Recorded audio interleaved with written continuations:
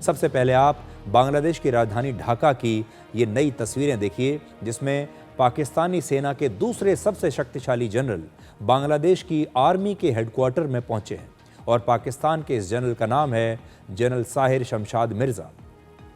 ढाका में जनरल साहिर शमशाद मिर्ज़ा की मुलाकात बांग्लादेश के आर्मी चीफ और दूसरे बड़े सैनिक अधिकारियों से हुई।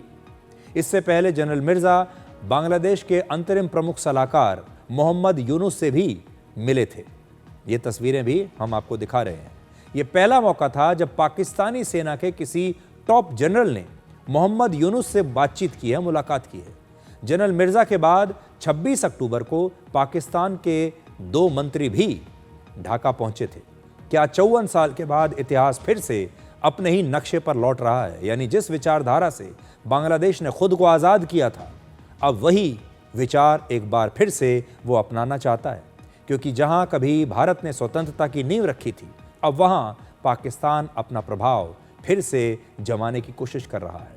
वो बांग्लादेश जो भारत का सबसे भरोसेमंद पड़ोसी माना गया, अब वही बांग्लादेश आधी सदी के बाद एक ऐसे मोड़ पर खड़ा है जहां उसके कदम पाकिस्तान की दिशा में बढ़ते हुए दिख रहे हैं।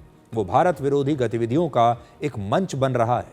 वहां रह रहे हिंदुओं पर अत्याचार हो रहा है और इसी पृष्ठभूमि में आता है जाकिर नाइक का बांग्लादेश का दौरा। भारत में वांछित, भगोड़ा और विवादास्पद इस्लामी प्रचारक जाकिर नायक पहले पाकिस्तान गया। पाकिस्तान में उसकी बड़ी खातिरदारी की गई क्योंकि वो भारत का दुश्मन था। वहां उसे बहुत बड़ा मंच दिया गया और अब बांग्लादेश उसे पूरे 1 महीने के धार्मिक दौरे के लिए बुला रहा है। और जाकिर नायक अब कई दिनों तक बांग्लादेश में रहेगा और अपने कट्टरपंथी धार्मिक प्रचार से बांग्लादेश के लोगों को और ज़्यादा कट्टरपंथी बनाएगा। भारत के खिलाफ जहर उगलेगा। देखिए कैसे बांग्लादेश में सत्ता बदलने के बाद से भारत विरोधी लोगों की एंट्री लगातार बढ़ गई है। सबसे बड़ी चिंता की बात यह है कि मोहम्मद यूनुस खुद जाकर जाकिर नाइक का रेड कार्पेट वेलकम करेंगे। इस्लामिक कट्टरपंथ के मौलाना का इस तरह से स्वागत करना और उसे एक मंच देना एक खतरनाक शुरुआत है।